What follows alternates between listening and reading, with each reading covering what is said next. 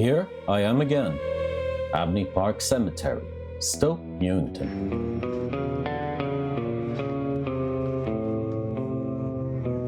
Graves? Check. Poets? Check. Non-Conformists? Check.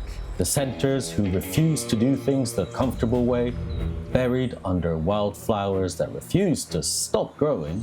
Also check. Victorian Gothic chapel slowly being taken back by the earth it was built on? Check.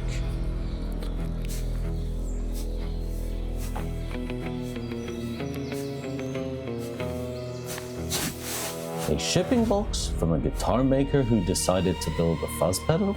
Check. This is going to be the best unboxing I've ever done.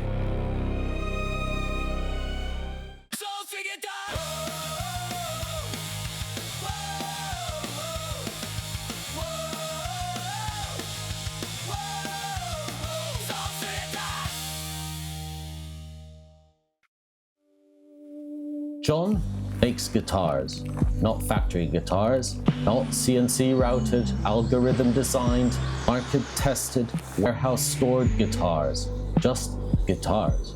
He relics them, ages them, gives them a life they haven't had yet time to earn. Takes a brand new instrument and works it until it looks like it's being played through every broken heart, every late night session, every bar that closed before the music stopped. He understands something that most people who work with tone forget, that music is memory, that the best guitar doesn't sound new, it sounds earned. And now, in the same hands that have been aging guitars for years, he built a Fuzz, his first. Apparently it's gonna be under £300, handmade. Best components, every soldered joint made by a man who already understands what happens between a string and a speaker. He didn't have to do this, he could have stayed with guitars. But some men, the best ones, can't stop making things better.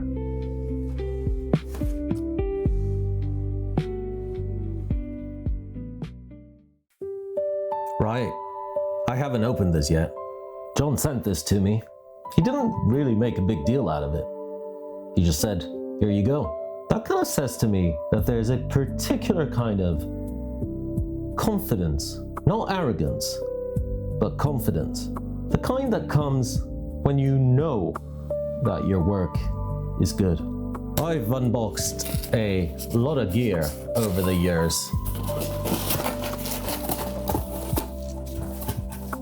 Most of it feels like I'm opening a pizza box.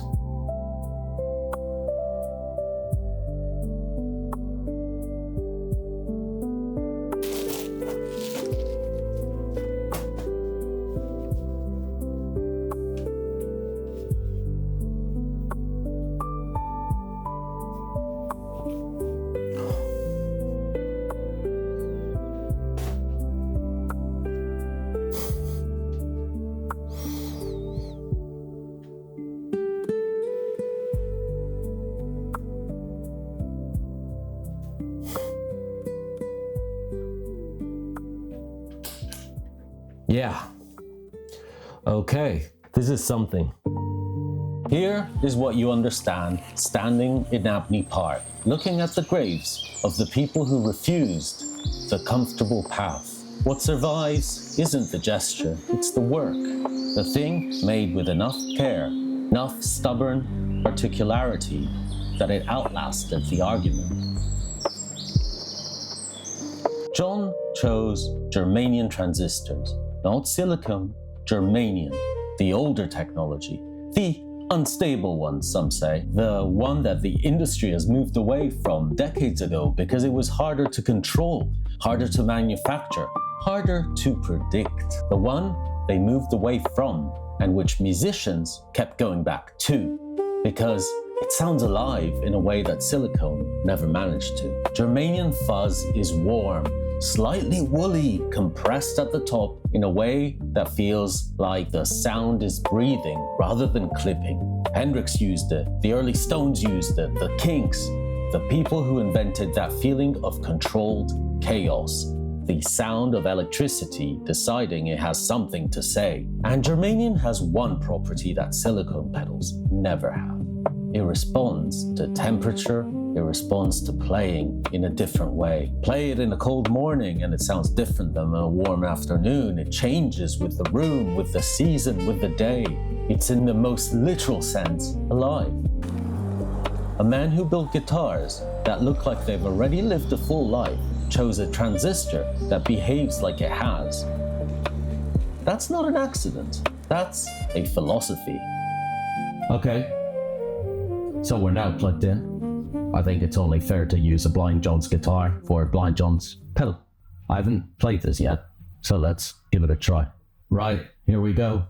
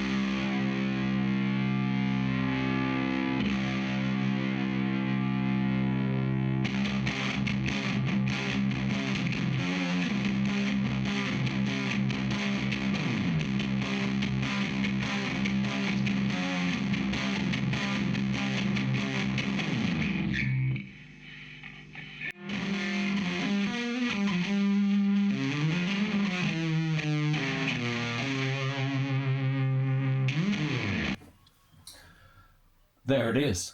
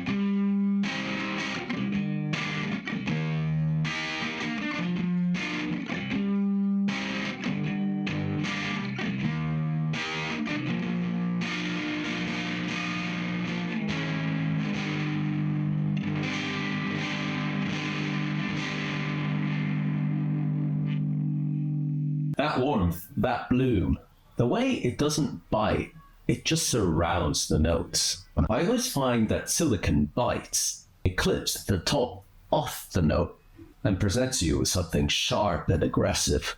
Germanium, like that, it doesn't clip when you play the note. It kind of breathes through it. I always find that the high end compresses rather than shatters.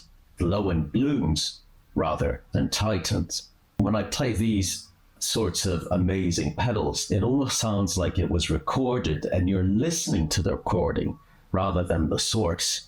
It's a very fine distinction. With the gain up, it gets thick, like a fog that kind of sticks to your guitar. It doesn't fall apart, it just concentrates all that gooey stuff in there. It's like in cooking, a good sauce reduced properly just makes it more flavorful. But what I really love is when you back that gain down. And turn your volume slightly down.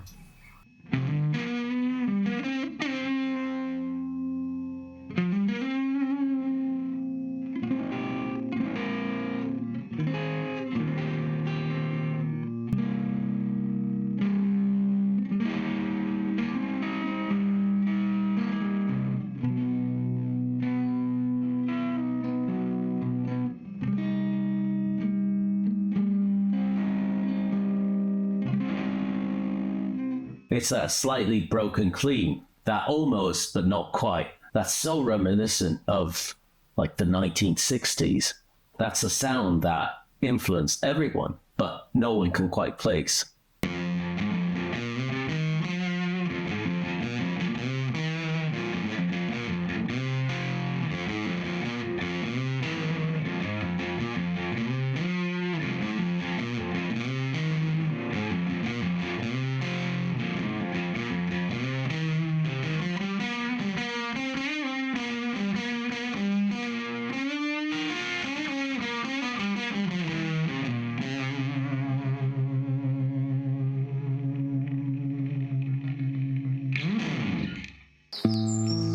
We live in a world of algorithms and AliExpress clones, where a pedal that costs £8 to make gets dressed up in a matte black enclosure wrapped in marketing language about boutique and handcrafted and is sold to you for £200, where boutique has become a marketing word, not a philosophy. And then there's this, a man who builds guitars, who's never really commercially built a pedal, who sat down and learned the craft from components, from circuit theory, from the same stubborn first principle thinking he has applied to every guitar he's ever aged, strung and played. He sourced the best components, he soldered every joint himself. He priced it under £300 because that is what it should cost, not what he could get away with charging. I don't know, and probably will never know, what drives a man like John. Passion is too small of a word. Compulsion is a closer match. The inability to make something badly when you know how to make it well. The refusal to cut corners when you understand bone deep what corners are for. The dead in Abney Park, they lived on those terms. They made things that outlasted the argument. John is doing the same thing with a fuzz pedal under £300, one at a time. Right, let me be clear about one thing. If you get a chance, buy this now, before John realizes that he's onto something special. This is what handmade should mean. This is what under £300 should be. I sincerely hope that this is the beginning of something, and you guys may want to be on it in the beginning. Let's also just get something else out of the way. This is not for everyone. Nothing worth having is for everyone. If you need your fuzz to do 47 different sounds and even sync to your phone, well, this isn't it. This is for the players who have been chasing a sound they can't really place, but they will recognize it the moment they plug in. And ultimately, I guess it's for guitarists that know that tone isn't about the gear. Real great tone is about the person who built the gear. And John understands tone. And I suggest you pay close attention to what he builds next.